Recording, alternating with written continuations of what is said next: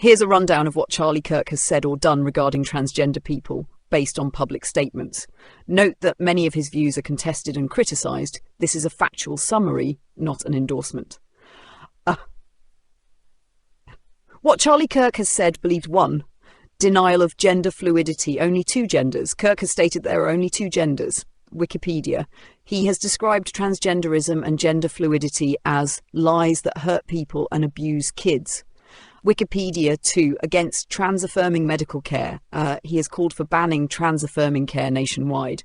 Wikipedia. He frames gender transition acceptance as something harmful in terms of both ideology and effects.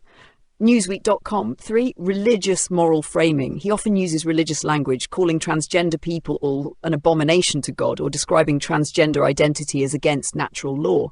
ThePinkNews.com. For example, he has quoted Deuteronomy 22:5, "A woman shall not wear a man's garment," to support his views. ThePinkNews.com. 4. Criticism of transgender athletes and fairness. Kirk has argued that allowing transgender women or people assigned male at birth to compete in women's sports is unfair to the women in those competitions. Axios. He has engaged in debates about definitions of woman and what constitutes cheating, often centering physical differences, testosterone, muscle mass, etc. CharlieKirk.com. 5. Inflation, reality arguments. On his show, Kirk has drawn comparisons between denying an objective reality in gender identity and economic concepts like inflation.